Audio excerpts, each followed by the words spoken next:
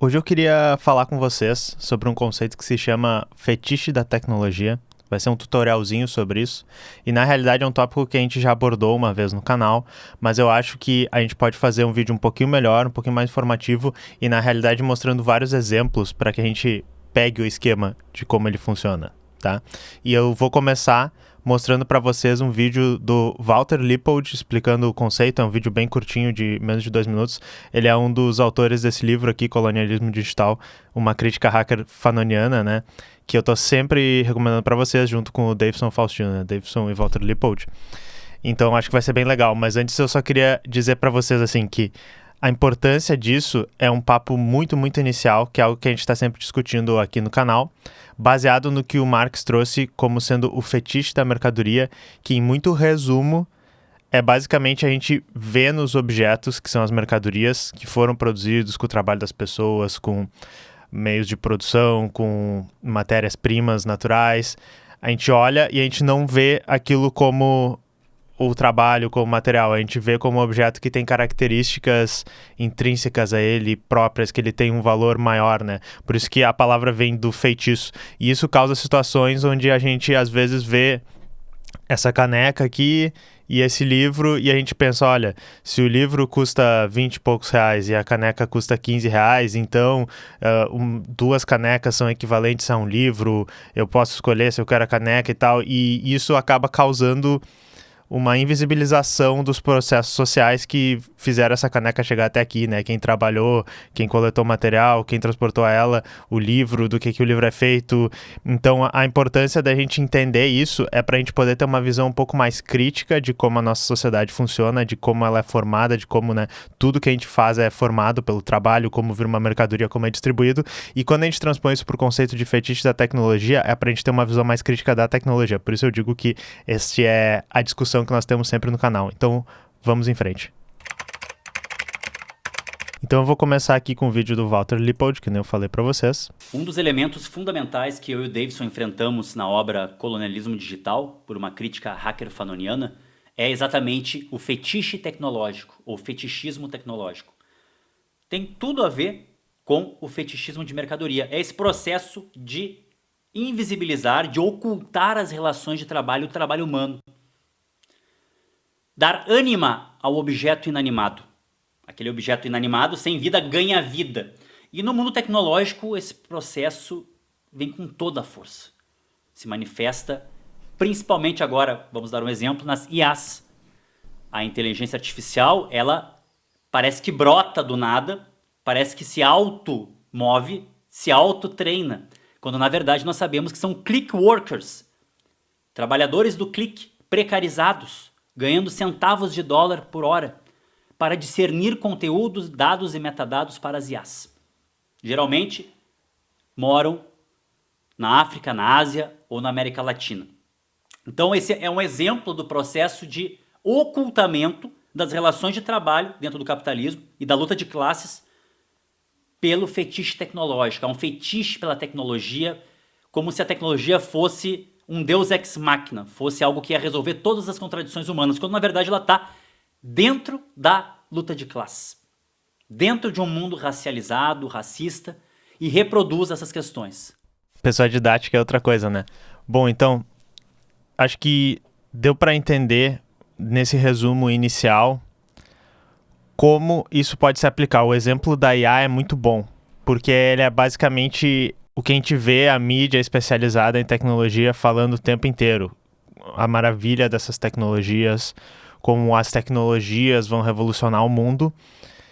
E a IA talvez seja o maior exemplo disso, porque a gente tem esse discurso que eu ainda quero fazer um vídeo um pouco melhor, vai sair na realidade, na live do dia que vocês estão recebendo esse vídeo, que é esse discurso de que a IA vai revolucionar tanto a ciência, vai permitir que a gente avance tão rápido no trabalho científico, tecnológico, que ela mesma vai ser uma tecnologia que vai resolver todas as outras tecnologias, resolver vários problemas, tá? Então, a IA geral que o pessoal fala, né? Que seria a que consegue pensar no nível do humano ou da maneira que um humano pensaria, e isso vai avançar muito a ciência. Esse discurso, ele flerta muito com o fetichismo da tecnologia, porque, que nem o Walter falou ali, a IA ela precisa ser treinada, ela precisa usar os seus dados, ela precisa usar data centers, e daí os data centers eles vão estar em lugares onde os recursos naturais são baratos e onde a gente pode extrair eles de maneira barata, onde a energia elétrica é barata. As pessoas que treinam vão ser trabalhadores precarizados do sul global, vão ser pessoas racializadas, vão ser pessoas que estão recebendo muito pouco, baseado no quanto essas empresas vão estar tirando depois de dinheiro com isso. Então a gente, ao botar a IA nesse pedestal, e por ela ser uma caixa preta, que a gente coloca uma coisa, tem algum tipo de pensamento ali e vai sair a resposta, a gente incorpora um certo misticismo e um certo separamento da realidade. A IA é quase como se fosse um gênio dentro de uma caixa, às vezes é usada essa metáfora para falar disso, que só existe, tá ali e tem a sua magia própria. Esse daqui seria um dos exemplos, beleza? Outro exemplo que eu gosto muito e eu critico muito aqui no canal, criptomoedas, NFT e metaverso, ok? Não é a tecnologia em si, é a maneira como nós vemos a tecnologia, embora a tecnologia em si vai ser um alvo de crítica um pouquinho aqui mais pra frente, tá? Vocês vão entender o que eu tô querendo dizer. Por exemplo, eu procurei, quando eu tava fazendo esse roteiro, Bitcoin Magazine, tá? É um site que tem matérias de interesse sobre Bitcoin. Uma das primeiras era Butão, mais um país que está usando Bitcoin para escapar da pobreza. Parece muito claro, né? Para mim eu achei meio escrachado como isso aqui funciona, mas tu tem um site que está tentando te vender a ideia de que a Bitcoin é a solução para vários problemas. Eu poderia ter pegado coisas do tipo, a Bitcoin vai revolucionar o sistema econômico, vai fazer os bancos ficarem obsoletos, coisas que vocês ouvem assim, vai resolver o problema da democracia, vai resolver problemas de contratos, tem todas essas coisas. Mas aqui eu acho bastante escrachado, porque eles estão equivalendo um país sair da pobreza, que é uma pobreza que ela tem causas materiais, tem causas que tem a ver com a história, tem causas que tem a ver com o que aconteceu com esse país no passado, como ele se inseriu na economia global, e eles estão dizendo que ao adotar essa tecnologia, eles vão escapar da pobreza. Talvez, se eles virarem algum tipo de paraíso fiscal para quem está colocando suas criptomoedas, poderia ser, mas daí vai ser exatamente por causa dessa inserção que eles vão fazer na tecnologia, não por causa da tecnologia em si. Eu acho que isso aqui é um dos exemplos de como esse discurso aparece muito na mídia especializada. E esse aqui, um que tem um vídeo no canal também, que é Tuvalu se volta para o metaverso quando a sua existência é ameaçada pelos níveis do mar que estão subindo. Então, Tuvalu é um país pequenininho que, por causa das mudanças climáticas e do avanço do nível do mar, eles estão se vendo na situação de que eles vão deixar de existir. E daí isso aqui foi meio que como se fosse uma jogada de marketing, né?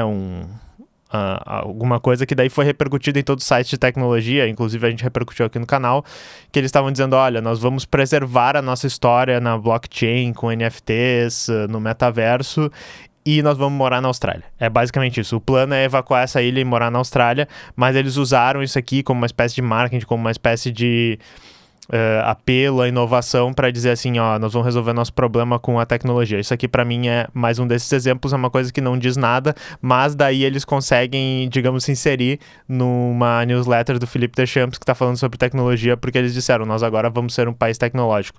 Isso aqui também é um exemplo bem escrachado disso, né? Outra coisa que eu acho que é um movimento muito fetichista da tecnologia é a criptoanarquia / cypherpunks. É um movimento que eu ainda quero trazer um dossiê, assim, uma crítica, mas também uma análise um pouco maior aqui no canal, porque eu acho que tem muitas coisas interessantes.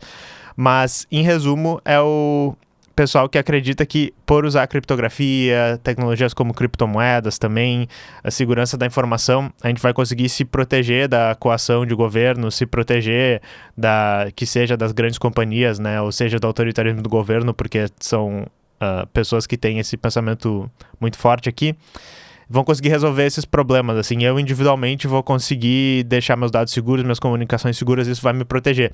E daí um próprio ANCAP do movimento, um desses entusiastas de Bitcoin, entusiasta da criptografia, que é esse Hal Finney, ele já fez uma crítica bem contundente a esse pensamento. Eu até trouxe aqui para ser justo, né? Uma pessoa de dentro do movimento fez a crítica. Olha, eu não estou no cyberspaço agora, eu estou na Califórnia, em resumo, numa discussão que eles estavam tendo lá.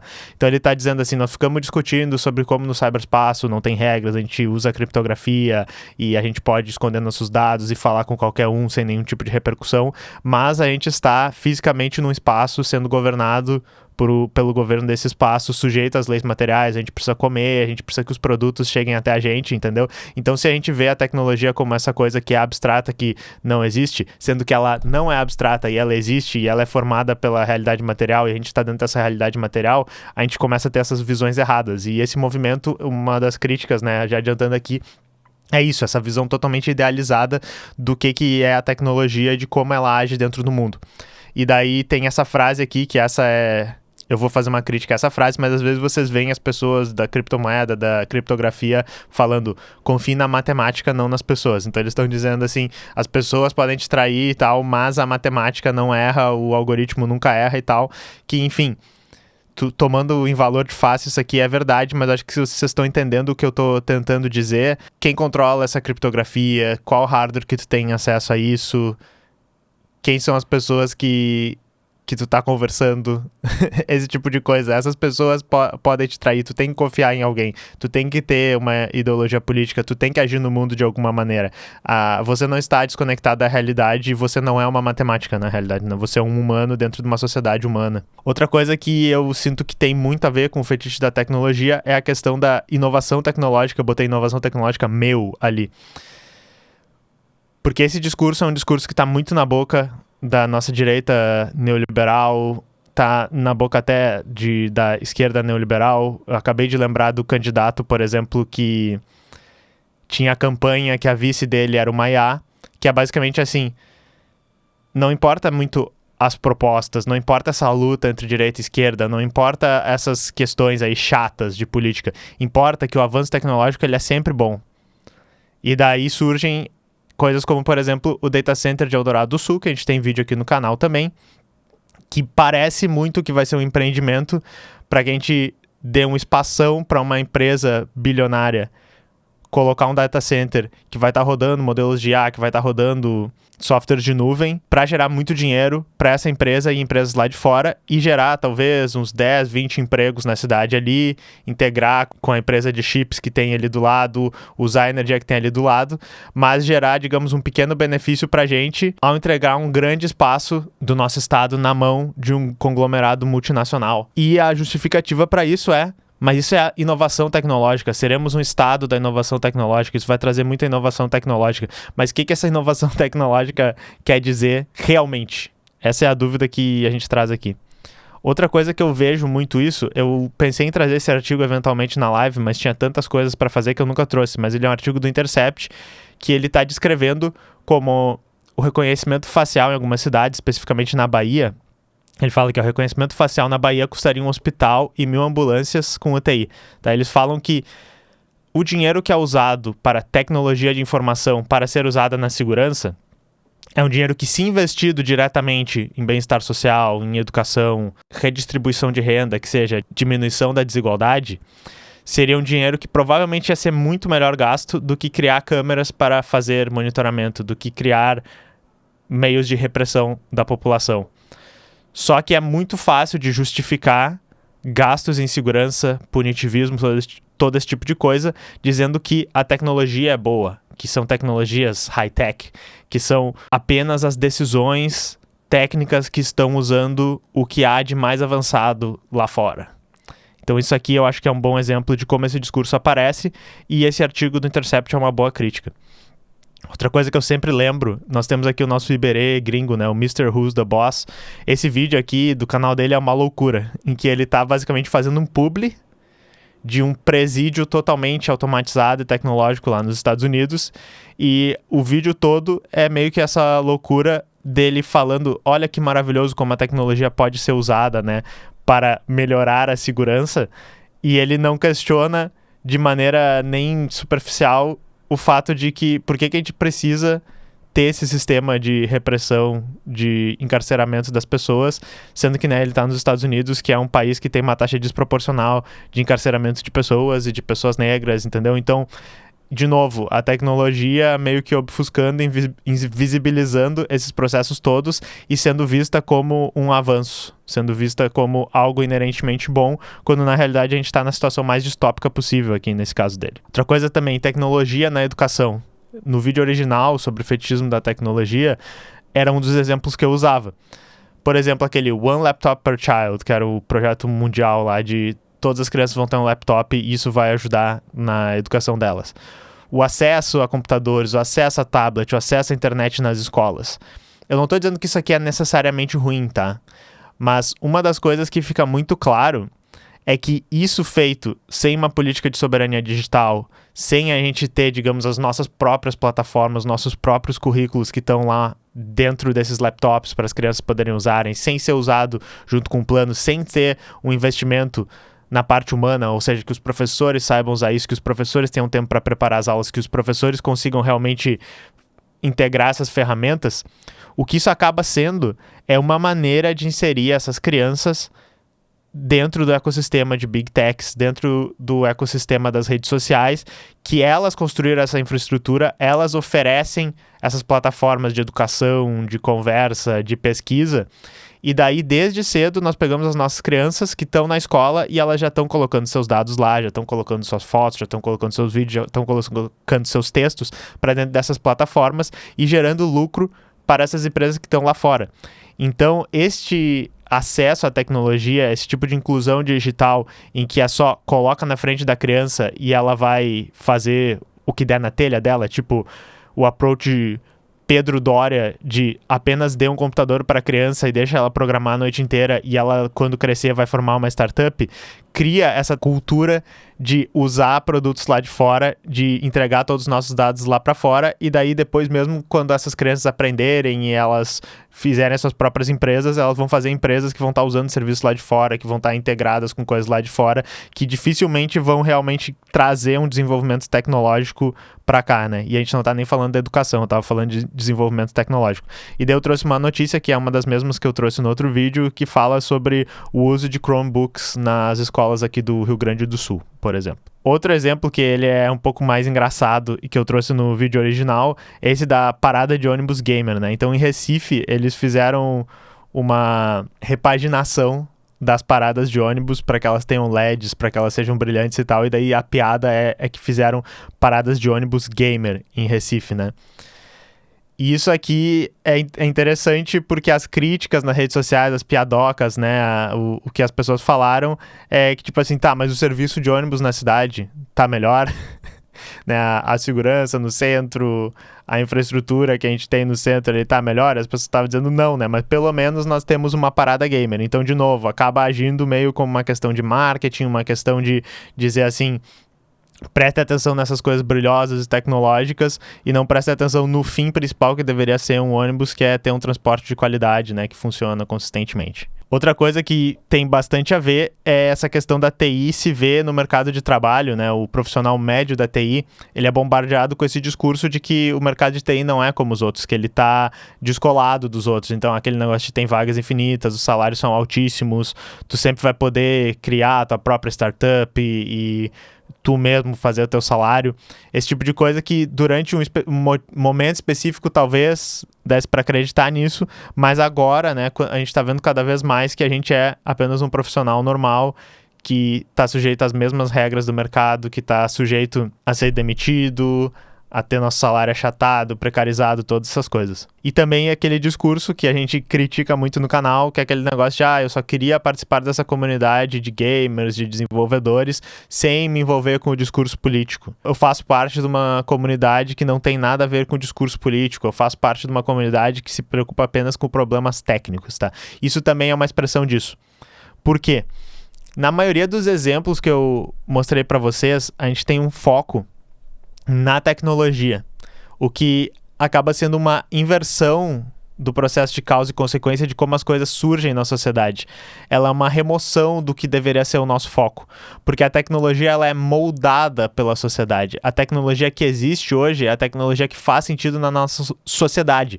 E que sociedade é essa? Uma sociedade capitalista que precisa produzir essas coisas para que elas virem mercadorias, e para coisa ser mercadoria tem que ser feita pensando na hora que ela vai ser vendida, porque quando a gente faz o ciclo inteiro de produzir um objeto e ele é vendido, que nós geramos mais valor na nossa economia, né? Então, a tecnologia que existe, ela é a tecnologia que é possível na nossa sociedade. Ela é a tecnologia que ajuda a fazer o nosso sistema rodar, que ajuda o capital a se multiplicar. Ao invisibilizar que é necessário construir essa tecnologia, como ela interage no nosso dia a dia, a gente acaba pensando assim, nós não temos alternativa, a gente nem vislumbra uma alternativa que é se integrar a essa tecnologia, entrar dentro dessas redes sociais, utilizar esses produtos, utilizar a internet, e daí a gente se integra, que nem eu falei, por exemplo, no caso dos estudantes usando laptops que a escola estaria provendo para eles, a gente se integra nas dinâmicas desse extrativismo digital dos centros econômicos. A gente se integra ao sistema de colonialismo digital. Então, um exemplo bem simples é usando um grupo de Facebook na tua escola para participar das tuas aulas, usando o WhatsApp, usando o Instagram para você vender a sua pizza, usando, enfim, o YouTube para fazer propaganda do seu negócio, o TikTok, todas essas coisas, nós estamos nos integrando nesse sistema que extrai nossos dados sem nenhuma escolha. A gente só vê basicamente a alternativa de usar essas tecnologias porque são tecnologias, elas existem, elas estão ali, e se a gente não enxerga todos esses processos, a gente não consegue nem fazer uma crítica disso. Então tem essa frase aqui, que é do Milton Santos, e tá nesse texto que eu recomendo para vocês, que é Para Hackear o Colonialismo e o Racismo Digital. Na realidade, tem um vídeo da gente lendo esse texto aqui no canal, que fala sobre colonialismo digital. Para mim, isso aqui explica mais ou menos o que eu tô tentando dizer. Olha só, os territórios nacionais se transformam num espaço nacional da economia internacional. E os sistemas de engenharia mais modernos criados em cada país são mais bem utilizados por firmas transnacionais que pela própria sociedade nacional. O que essa frase está dizendo em resumo? Nós temos uma estrutura de telecomunicação, nós temos, estrutura de internet, de telefonia, nós temos as pessoas trabalhando aqui, nós temos os produtos que são produzidos aqui, nós temos a nossa economia rodando aqui. Ao a gente adentrar esses temas de redes sociais, ao a gente fazer essa interação com a tecnologia que deveria ser neutra, que paira sobre tudo, a gente na realidade está movimentando a economia de outros países. Quando a gente privatiza esse espaço, que seria o espaço da comunicação entre as pessoas, para uma empresa como, por exemplo, Google, a gente está deixando o Google extrair valor, está deixando o Google ganhar dinheiro em cima das pessoas que estão trabalhando aqui, que estão produzindo aqui, que estão fazendo as coisas aqui. E o Google, ele não é simplesmente uma ferramenta neutra no meio disso. O Google é uma empresa dos Estados Unidos. É uma empresa, na realidade, transnacional, que tem seus próprios interesses, mas também acata muito mais os interesses do governo dos Estados Unidos do que os nossos interesses locais aqui. E para a gente fazer as dinâmicas que a gente quer fazer do nosso dia a dia, que seja ter uma aula de faculdade, que seja ter a aula da escola, que seja trabalhar na nossa pequena companhia, vender o nosso bolo de pote usando uma rede social, nós estamos movimentando a economia desses países. E daí uma coisa que eu referenciei um pouco antes durante esse vídeo é que essa questão de dizer assim, essa ferramenta é neutra, ela depende do uso que fazemos. É uma coisa que ela é uma meia-verdade e eu gostaria que a gente começasse a desconstruir esse conceito. Por quê? Ele pode nos levar a um erro, já que as tecnologias elas são criadas num contexto social e para um propósito específico. Então eu dei um exemplo bem bobinho, mas eu vou pedir para vocês do chat pensarem em vários exemplos assim. Agrotóxicos. O agrotóxico ela é uma tecnologia que ela faz sentido, essa técnica, esse uso dele, na maneira como a gente faz a agricultura industrialmente hoje. Então, se a gente estivesse numa outra sociedade que faz a agricultura de uma maneira diferente, que enxerga a produção de alimentos de uma maneira diferente, talvez a tecnologia de agrotóxico não surgiria dessa maneira. Então, outro exemplo que eu vou dar para vocês, por exemplo, é o Bitcoin. E notem que eu não estou falando da blockchain, que é, digamos, a tecnologia que permite que a gente implemente o Bitcoin, mas o Bitcoin em si. Ela é uma tecnologia que, baseado na maneira que a gente vai fazer a mineração, que a gente vai valorizar a moeda, que ele faz a escassez, ela assume uma visão monetarista da economia, em que a emissão de dinheiro seria ruim e a gente quer minimizar a emissão. Isso é uma tecnologia que surge num contexto muito específico de uma ideologia específica que acredita que isso seria a maneira correta de fazer o dinheiro funcionar. Isso não é verdade para todas as sociedades, talvez não seja verdade para a nossa própria sociedade. Eu acho que não é verdade para a nossa própria sociedade. Então a gente tem que tomar cuidado com essa questão da neutralidade da tecnologia, porque mesmo uma tecnologia que é uma ferramenta e depende do uso feito para essa ferramenta, ela foi feita com propósito e ela foi feita dentro de uma sociedade. Então a gente não pode esperar que uma arma, que é uma ferramenta feita para matar as pessoas, possa curar uma pessoa. Um médico não vai usar uma arma. Entendem o que eu estou tentando dizer? É uma metáfora bobinha da arma, mas é aquela coisa do Freixo discutindo com o Monark. O Monark diz assim, mas eu posso matar uma pessoa com um carro que nem eu posso matar uma pessoa com uma arma, logo são a mesma coisa. E daí o Freixo diz, você tá vendo muito filme, né?